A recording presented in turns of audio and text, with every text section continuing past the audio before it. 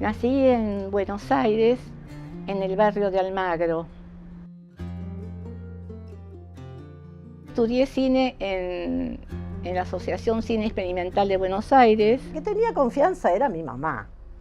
Tenía mucha confianza, y si no, no hubiera estado en su primera película, en un cortometraje previo y en todas las películas que hizo. ¿Y qué pasaba en el 74? Murió Perón, asumió Isabelita, López Rega, las 3A.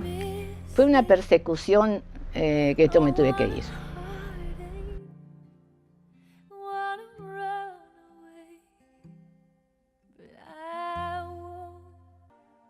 Mis padres se conocieron en Entre Ríos, en la estación Urquiza. Papá le gustaba mucho el teatro, dirigía teatro de aficionados, por supuesto, y mi mamá cantaba muy lindo. Fui por primera vez al Teatro Colón más o menos a los 6 años. Y lo curioso es que nos tenía acostumbradas al teatro y a la ópera. Y yo tengo recuerdo de algunas escenas, quiere decir que algo se retiene de la época.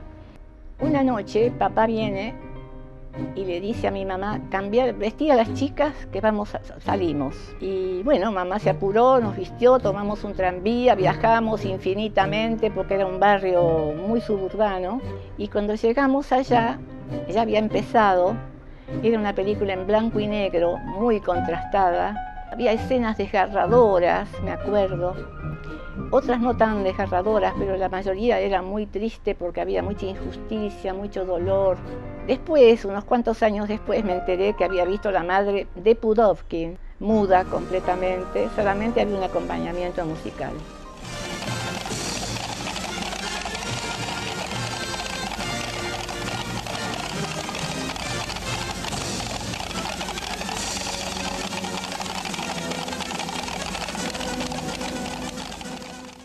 Después sí, me casé con Oscar, tuve un gran compañero, Oscar. Tuve 2 hijitos, muy macanudos los chicos también.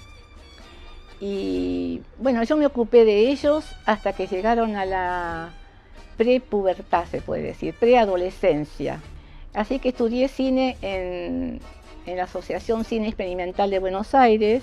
Estudié con Pablo Tabernero en SICA. La carrera tenía un título importante, se llamaba Perfeccionamiento de la Dirección de Fotografía Cinematográfica. La dictaba el mismo Tabernero. Lo que pasa es que en aquel momento no había mujeres que se dedicaban al cine. Entonces todos me miraban como un bicho raro. Pero yo, incólume, con el apoyo de Tabernero y de Di Salvo, que era el que organizaba las clases, todo fue bien. Al mes se acercó un miembro de SICA y me dijo, mire señora, usted la aceptaron como oyente, pero usted nunca falta, y en cambio hay otros que en ese mismo tiempo que están inscritos y no vienen nunca, así que usted desde ahora es alumna regular.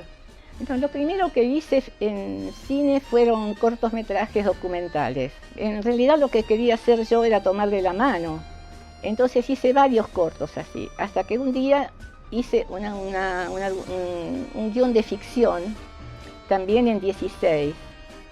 Me acuerdo todavía que era otra época, ¿no?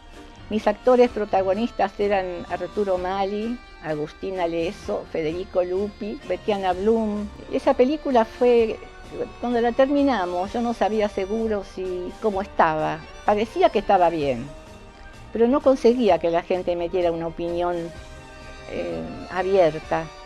Entonces la mandé al Festival de Cortometraje de Oberhausen, en Alemania, y volvió con un diploma de honor.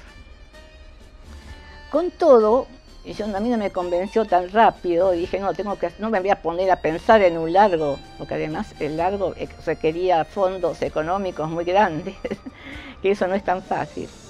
Entonces dije, voy a organizar otro corto, un poco más largo, casi un mediometraje. Bueno, el segundo corto, El empleo, tenía como protagonista casi absoluta a Irene Morac, pero también estaba Carlos Antón, Carlos Roffé, y esa película también tenía muchos elementos inconscientes. Debes ser una cucaracha vos. Pero no te preocupes, tenés una linda voz. Y podemos seguir siendo amigos por teléfono. ¿Y a tu novia? ¿Te gustará que tengas una amiga por teléfono? La experiencia de Gente de Buenos Aires fue terrorífica, para mí en particular, porque me encontré actuando a la par como coprotagonista con Brandoni, al cual yo conocía desde su examen de egresado, cuando salió del Conservatorio de Arte Escénico, ¿no? Examen en el que estuvo Arturo Mali, Agustina Leso y Luis Brandoni. ¿Qué pasaba con Brandoni? Él no conocía muy bien su personaje. Le habíamos hablado y explicado quién era, pero como no ensayó, le faltaban muchas cosas. Entonces, toma por toma, fue muy disciplinado, ¿eh? En ese sentido, tengo elogios para él. Me agarraba de los hombros y me decía, ¿y aquí a qué pasa? Bueno, yo le explicaba la escena, iba y la hacía muy bien. ¿Y qué pasaba en el 74? Murió Perón, asumió Isabelita, López Rega, las 3A. Fue una hermosa recepción que tuvimos. Entonces era un julepe, mucho miedo me daba. Y encima con la responsabilidad de estar trabajando con mi madre. Y no era un debut, pero sí en largometraje. Fue mucha responsabilidad y mucho sufrimiento oculto de mi parte, y al mismo tiempo un placer. Estuvimos con todo, creo que un mes y medio estuvimos en cartelera. Después se armó una guerra, rompían los afiches nuestros, tapaban ¿cómo se llama? Las programas que tienen los cines, lo tapaban, ponían gente delante para que no se vea. Entraban a un café y obligaban a los mozos a sacar los afiches. Fue una persecución que yo me tuve que ir.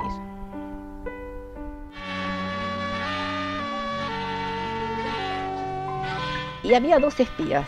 Nosotros sospechábamos quién era. Trabajaba de electricista en la película, ¿no? Pero era un señor que siempre estaba en la embajada norteamericana y que viajaba continuamente, le hacían becas continuas, así que era posible pensar, otro no había para pensar mal. Así que filmamos, nos vigilaban todo el tiempo, esto no se puede hacer, aquello no se puede hacer. Yo tuve que cambiar el asunto, el tema de la película, en medio de la filmación. Cambiar el tema, porque un poquito tenía miedo de lo que podía pasar. Era tan terrible lo que yo tenía que cambiar, era tanto, que dije, no, yo dejo. Nunca había dejado. Dije, yo dejo. Ya estaba enferma, me parece. Y entonces se lo dije a Irene Morac. Y ella vino y me dijo, mira, mamá, vos nunca dejaste algo sin terminar. Y no vas a empezar ahora a hacer eso. No es poco que 30 años después la gente del cine la tenga presente a Eva por su obra. Es el premio a la trayectoria a Eva Landbeck. Un aplauso para su trabajo.